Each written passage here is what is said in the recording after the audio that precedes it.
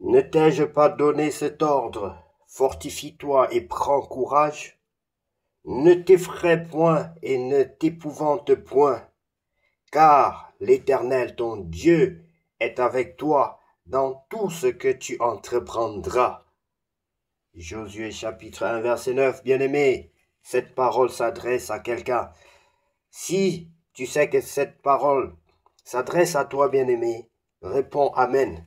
Dis Amen 2 fois et nous allons continuer ces moments de prière et d'adoration cette mi-journée du lundi 18 août 2025. Prions ensemble.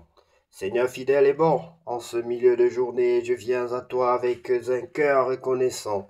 Merci pour les heures déjà vécues, pour la force donnée et pour ta présence qui ne m'a pas quitté. Je t'apporte mes réussites comme mes difficultés, mes pensées agitées comme mes prières silencieuses. Renouvelle mon énergie, Seigneur, et remplis mon cœur de patience et de paix. Aide-moi à garder mes yeux fixés sur toi, à rester calme face aux imprévus et à continuer mon chemin avec foi et courage.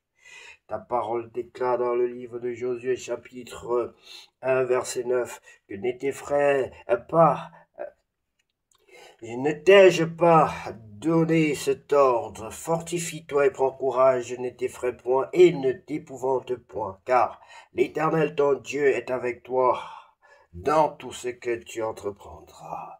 Bien-aimé, à mi-journée, Dieu te rappelle qu'il est encore là, qu'il t'accompagne pas à pas et renouvelle ta force. Tu n'as pas à finir seul ce que tu as commencé. Lui-même marche à tes côtés. Je déclare que mon après-midi est béni et dirigé par la main de Dieu. Je déclare que je suis rempli de courage et de persévérance. Je déclare que ma bouche portera des paroles de paix et de bénédiction. Je déclare que Dieu me donnera la force d'accomplir tout ce qui est nécessaire aujourd'hui. Seigneur, garde mon cœur dans la confiance et mes pas dans tes voies. Je t'appartiens encore cette heure et je choisis de marcher avec toi. Au nom de Jésus-Christ, j'ai ainsi prié. Bien-aimé, sois béni au nom de Jésus-Christ de Nazareth. Si tu n'as jamais reçu le Seigneur Jésus-Christ dans ta vie comme ton sauveur personnel et ton Seigneur, je vais t'inviter à prendre la position qui honore notre Dieu. Oui, si tu veux, bien sûr, si tu veux recevoir le Seigneur Jésus-Christ, si tu veux naître de nouveau, Jésus pouvait dire à Nicodème que pour entrer dans le royaume des cieux, il faut naître de nouveau. Et Nicodème ne savait pas ce que c'est que naître de nouveau. Naître d'eau et d'esprit aussi par la suite, bien aimé. Naître de nouveau, c'est commencer par connaître, par se repentir en temps normal. C'est se repentir, reconnaître que tu es né d'un homme qui a péché, d'un pécheur et que par conséquent tu es péché. Tu es pécheur autant pour moi. Tu es un pécheur né. Tu es un pécheur né parce que le sang d'Adam et Ève est un sang sali, est un sang de pécheur, est un sang sale. C'est ce sang-là qui t'a fabriqué. Et du coup, au début, il n'en était pas ainsi. Ce n'étaient pas des pécheurs, Adam et Ève. Mais comme ils ont péché, ils t'ont conçu, ils t'ont mis au monde pécheur. Et Jésus-Christ, la Bible dit dans Jean 3,16 que Dieu a tant aimé le monde, ce monde que lui-même il a créé de par sa propre main. Il a tant aimé le monde qu'il a envoyé son Fils unique afin que quiconque croit en lui ne périsse point mais qu'il ait la vie éternelle. Bien-aimé, si tu crois donc que Jésus-Christ est le sauveur du monde, qu'il est le second Adam, qu'il est celui qui est venu te sauver de tout ce que tu souffres aujourd'hui, te sauver de la malédiction d'Adam et Ève, de la malédiction que procure le péché, que produit le péché et de la mort, parce que le salaire du péché, c'est la mort, bien-aimé. Si tu es un pécheur, tu mourras éternellement, mais si tu reçois le Seigneur Jésus-Christ, tu reçois la vie. C'est pour cela, Jésus a dit qu'il est venu en tant que la vie. Il est la vie, il est le chemin, la vérité et la vie. Et s'il s'est présenté comme étant la vie, c'est parce qu'il y a la mort. C'est parce qu'il a trouvé la mort sur cette terre. Il a trouvé des gens remplis de démons. Le diable démonise, s'il faut le dire ainsi. Le diable essaie d'envoûter le monde par ses démons. Le diable envoûte les gens de cette terre par ses démons, et Jésus-Christ est venu te délivrer de la captivité. Jésus-Christ tend la main pour te donner une nouvelle vie. Jésus-Christ tend la main pour te sauver de l'enfer satanique, pour te sauver de l'envoûtement satanique. Veux-tu recevoir le Seigneur Jésus-Christ dans ta vie, bien-aimé, comme ton sauveur personnel et ton Seigneur? Si tu veux le recevoir, tu peux prendre la position qui honore ton Dieu, et je vais t'accompagner. Je vais t'orienter dans la prière pour que nous puissions atteindre cet objectif, pour que tu naisses de nouveau. Tu peux fléchir les genoux, bien-aimé, c'est la meilleure position d'après moi. Il faut être humble. Lorsqu'on se répand, lorsqu'on demande pardon, que ce soit à un homme ou à Dieu, il faut fléchir les genoux, mais surtout pas fléchir les genoux devant un homme. Je veux dire surtout devant votre Dieu. Il faut être humble, de toute façon, vous avez compris. Bien-aimé, si tu veux donc te repentir, tu peux fléchir tes genoux profondément, t'incliner profondément devant ton Créateur, et on va lui demander pardon ensemble. Tu vas répéter cette prière après moi. Seigneur Jésus-Christ, je reconnais que je suis né pécheur. Je reconnais que je suis un pécheur. Je reconnais que j'ai grandi dans le péché. Je reconnais que j'ai commis des actes de méchanceté, que mon cœur est noir. Je suis jaloux. Je suis mauvais. J'ai commis beaucoup d'actes de méchanceté. Pardonne-moi, Seigneur, et donne-moi un nouveau cœur. Donne-moi un nouveau... Transforme mon être. Fais de moi un être régénéré. Donne-moi une nouvelle façon de faire, d'être dans ce monde, Seigneur. Transforme-moi. Je veux naître de nouveau. Remplis-moi, baptise-moi et remplis-moi de ton Esprit Saint. Donne-moi la forme qui te plaît, Seigneur. Donne-moi la forme qui te plaît. Donne-moi à te ressembler désormais. Donne-moi à te ressembler. Sépare-moi de mon ancienne vie. Donne-moi une nouvelle vie. Je t'en supplie, Seigneur. Au nom puissant de Jésus-Christ de Nazareth, j'ai ainsi prié.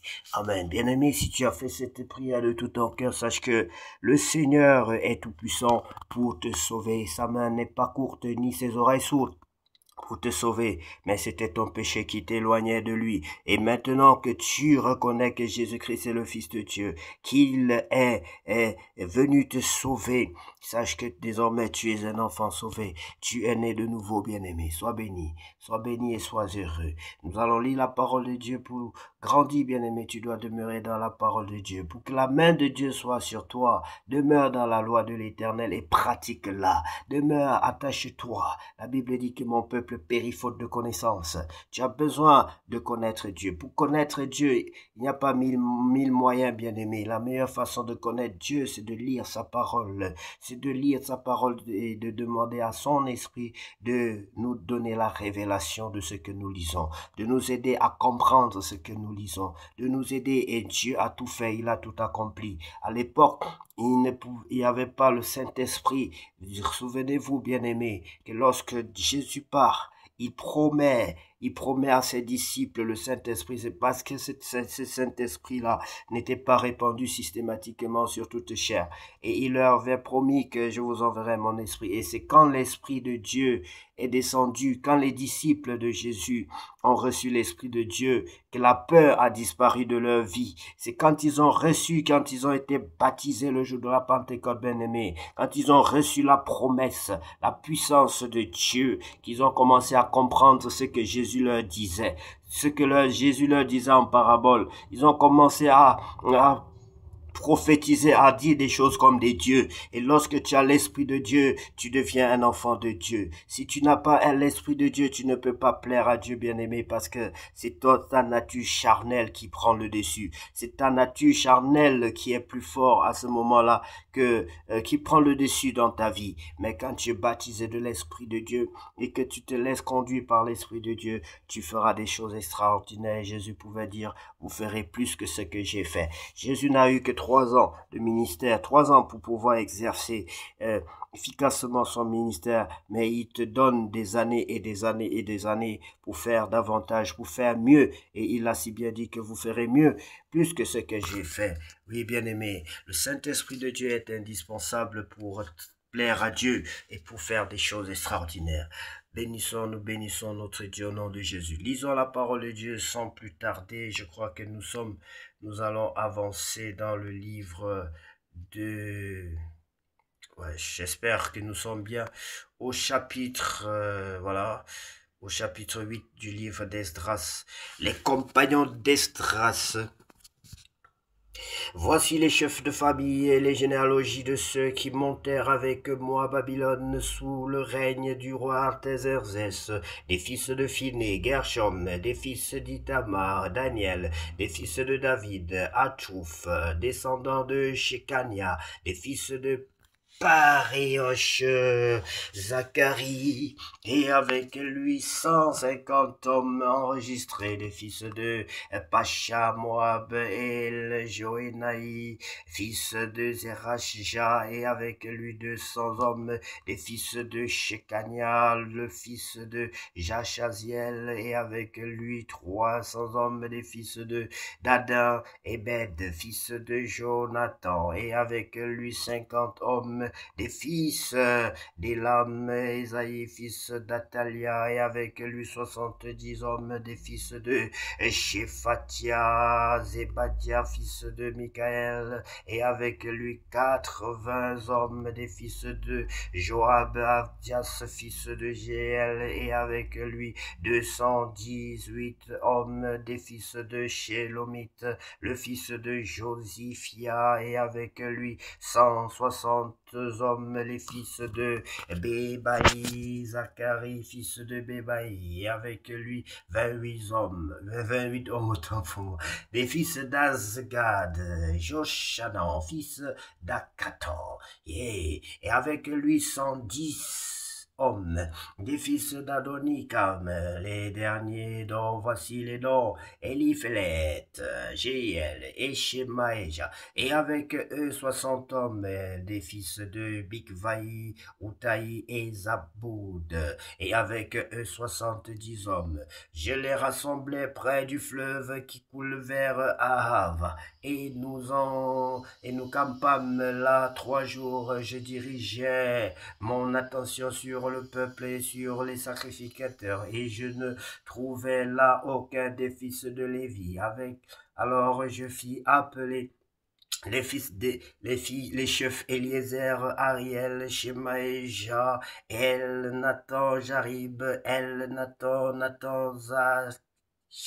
Zacharie et Meshulam, et les docteurs Jojarib et Nathan. Je les envoyai vers le chef Ido demeurant à Casifia, et je mis dans leur bouche ce qu'ils devaient dire à Ido et à ses frères les Nétiniens qui étaient à Casifia, afin qu'ils nous amènent des serviteurs pour la maison de notre Dieu. Et comme la bonne main de notre Dieu était sur nous, ils nous amenèrent chez Rébia, homme de sens, d'entre les fils de Machli, fils de Lévi, fils d'Israël, et avec lui ses fils et ses frères, au nombre de 18, Achabia, et avec lui Esaïe, d'entre les fils de Merari, ses frères et leurs fils, au nombre de 20, et d'entre les Nétiniens que David et les chefs avaient mis au service des Lévites, 220 Nétiniens, tous désignés par leur nom. Là, près du fleuve d'Ahava, je publiai un jeûne d'humiliation devant notre Dieu, afin d'implorer de lui un heureux voyage pour nous, pour nos enfants et pour tout ce qui nous appartenait. J'aurais eu honte de demander au roi une escorte et des cavaliers pour nous protéger contre l'ennemi pendant la route, car nous avions dit au roi, la main de notre Dieu est pour leur bien sur sur tous ceux qui le cherchent, mais sa force et sa colère sont sur tous ceux qui l'abandonnent. Soulignez ceci, bien-aimés. Depuis le matin, nous ne faisons que voir ce passage qui revient. La main de Dieu est sur quelqu'un. Quand la main de Dieu est sur toi, bien-aimé, Dieu t'a identifié, Dieu t'a localisé, Dieu, Dieu t'a protégé. C'est-à-dire, il a mis une marque sur toi, une marque de prospérité, une marque de joie, une marque d'abondance, une marque de guérison, une marque, il t'est rempli. Il faut que la main de Dieu soit sur toi ce jour, bien-aimé, au nom de Jésus. J'aurais eu honte de demander au roi une escorte et des cavaliers pour nous protéger contre l'ennemi pendant la route, car nous avions dit au roi, la main de notre Dieu est pour leur bien. N'est-ce pas? La main de notre Dieu est pour leur bien sur tous ceux qui le cherchent. Mais sa force et sa colère sont sur tous ceux qui l'abandonnent. Bien-aimé, comment chercher Dieu si vous ne demeurez pas dans la parole de Dieu? Il faut lire la parole de Dieu, commencez par quelque part, bien-aimé. Cherchez Dieu, cherchez Dieu. Dieu est dans son livre, Dieu est dans les Écritures. Tu lis et tu demandes au Saint-Esprit de t'aider. Tu vas chercher Dieu comment, bien-aimé? Si ce n'est pas dans sa parole. On cherche quelque chose qu'on n'a pas. Dieu, c'est la connaissance. La Bible dit que mon peuple périt faute de connaissance. Il faut commencer par la connaissance humaine et la connaissance spirituelle va suivre. C'est-à-dire, tu lis d'abord ce que tu fais d'abord ton devoir et l'Esprit de Dieu fait le sien. C'est à cause de cela que nous jeûnâmes et que nous invoquâmes notre Dieu et il nous exauça. Je choisis 12 chefs des sacrificateurs chez Rébia, à Chabia, et dit de leurs frères, je pesais devant eux l'argent, l'or et les ustensiles donnés en offrande pour la maison de notre Dieu par le roi, ses conseillers et ses chefs, et par tous ceux d'Israël qu'on avait trouvés. J'ai remis entre leurs mains 650 talents d'argent, des ustensiles d'argent pour 100 talents d'or, 20 coupes d'or valant 1000 darics et 2 vases d'un bel airain poli aussi précieux que l'or. Puis je leur dis, vous êtes consacrés à l'Éternel, ces ustensiles sont des choses saintes, et cet argent et cet or sont une offrande volontaire à l'Éternel, le Dieu de vos pères. Bien, l'Éternel, le Dieu de vos pères, soyez vigilants et prenez cela sous votre garde jusqu'à ce que vous le pesiez devant les chefs des sacrificateurs et les Lévites et devant les chefs de famille d'Israël à Jérusalem dans les chambres de la maison de l'Éternel. Et les sacrificateurs et les Lévites reçurent au poids l'argent, l'or et les ustensiles pour les porter à Jérusalem dans la maison de notre Dieu. Nous partîmes du fleuve d'Ahava pour nous rendre à Jérusalem. Le 12e jour du premier mois, la main de notre Dieu fut sur nous et nous préserva, n'est-ce pas, et nous préserva des attaques de l'ennemi et de toute embûche pendant la route. Nous arrivâmes à Jérusalem et nous y reposâmes 3 jours. Le 4e jour, nous pesâmes dans la maison de notre Dieu l'argent, l'or et les ustensiles que nous remîmes à Mérémoth, fils d'Ouri, le sacrificateur. Il y avait avec lui Éléazar, fils de Phiné, avec les Lévites, Josabad, fils de Josué, et Noadia, fils de Binui, le tout ayant été vérifié soit pour le nombre, soit pour le poids. On mit alors par écrit le poids du tout. Les fils de la captivité revenus de l'exil offrirent en holocauste au Dieu d'Israël 12 taureaux pour tout Israël, 96 béliers, 77 agneaux et 12 boucs comme victimes expiatoires, le tout en holocauste à l'Éternel. Ils transmirent les ordres du roi au satrape du roi et aux gouverneurs de ce côté du fleuve, lesquels honorèrent le peuple et la maison de Dieu. Excellent, bien-aimé, c'est une histoire extraordinaire. Je vois le film de ce chapitre, il est vraiment extraordinaire. Et je prie Dieu, je demande au Saint-Esprit de m'aider davantage à comprendre ces choses, à bien comprendre l'Ancien Testament. Bien-aimé, tu ne peux pas comprendre très bien le Nouveau Testament si tu ne comprends pas l'Ancien. C'est vice-versa. Tu peux aussi très bien comprendre l'Ancien Testament si tu abandonnes le Nouveau Testament. Les deux testaments se complètent, bien aimés. Il y a des histoires qui commencent dans l'Ancien Testament et qui se bouclent dans le Nouveau Testament. Jésus d'ailleurs pouvait dire que je suis venu non pas pour abolir la loi, mais pour l'accomplir. C'est-à-dire, il n'était pas venu pour détruire ce qui est écrit dans l'Ancien Testament, par exemple, œil pour œil, la loi de Moïse, dent pour dent, ainsi de suite. Sinon, il devait arriver et dire que, bon, allez, on brûle l'ancien, on garde le nouveau. Mais il a dit qu'il est venu pour l'accomplir. Parce que ce qui s'est passé dans l'ancien était la représentation de ce qui allait arriver dans le nouveau. Voilà, par exemple, lorsqu'on offre l'agneau, lorsqu'on sacrifie l'agneau, pourquoi on appelle Jésus l'agneau de Dieu? Si tu ne sais pas que dans l'Ancien Testament, il fallait offrir les sacrifices pour son péché. C'est-à-dire, quand tu péchais, tu devais offrir une sorte de sacrifice en fonction du type de péché. Tu pouvais offrir, par exemple, l'agneau pour un type de péché, offrir le bœuf pour un type de péché, je crois, si tu as déshonoré la fille d'autrui ou bien quelque chose de ce genre, et offrir un oiseau, et offrir, ou même encore les trois, du coup, c'était compliqué, c'est-à-dire tu devais payer ton péché. Mais Jésus est venu payer nos péchés à notre place. Nous sommes dans la compensation de la grâce. Donc, Jésus, quand on l'appelle l'agneau de Dieu, si tu n'as jamais lu l'Ancien Testament et que tu connais ces choses, tu ne peux pas bien comprendre pourquoi, par exemple, on appelle l'agneau immolé. Voilà, bien aimé, parce que il est venu se donner pour nos péchés et il nous a sauvés par grâce. Donc, en temps normal, si nous étions à l'époque de Moïse, on devait chaque jour aller payer les moutons, aller payer les chèvres, aller payer les oiseaux, les colombes, les bœufs, pour offrir un sacrifice d'expiation, par exemple, parce qu'il y avait plusieurs types de sacrifices. Il y avait les sacrifices aussi d'action de grâce, il y avait les sacrifices d'expiation. Il y a beaucoup de choses, bien aimées, que je vous exhorte à apprendre dans la parole de Dieu. La parole de Dieu est extraordinaire. Il y a certaines paroles qui viennent avec, certaines Bibles qui viennent avec les explications. Je crois presque toutes les Bibles aujourd'hui. Il faut juste consacrer un peu de temps à votre Dieu. Consacrer un peu de temps dans la lecture de la parole de Dieu bien-aimé, tout en demandant au Saint-Esprit de vous aider à comprendre, de vous donner la révélation de la parole de Dieu.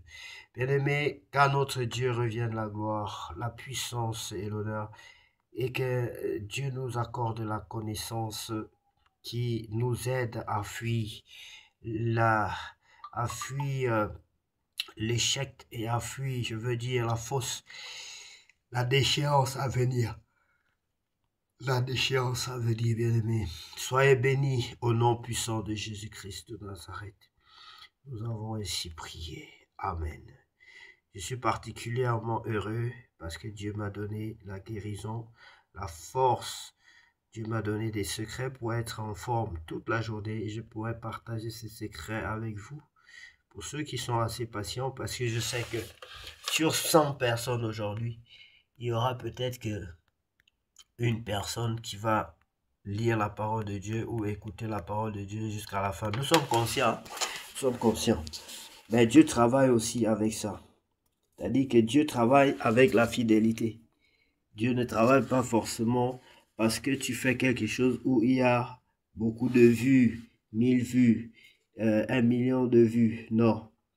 Nous, on cherche à être vu par Dieu. Dans le système divin, il veut que tu sois fidèle. On veut qu'un jour Dieu nous dise, bon et fidèle serviteur. Et tu es fidèle parce que tu étais toujours fidèle à sa parole, à sa présence. Tu cherchais la présence de Dieu. Mais si tu cherches les vues, tu es obligé de faire des bêtises aussi, des choses pour plaire aux hommes, pour qu'ils soient nombreux à voir, qu'ils soient nombreux à aimer, qu'ils soient nombreux à commenter. Voilà. Vous savez, les gens, ils aiment beaucoup les bêtises dans notre époque, dans le siècle présent. Bien-aimés, je vous aime beaucoup, que Dieu vous bénisse et que cette journée soit la plus belle de toutes les journées déjà passées sur cette terre au nom de Jésus-Christ. Amen. Je sais.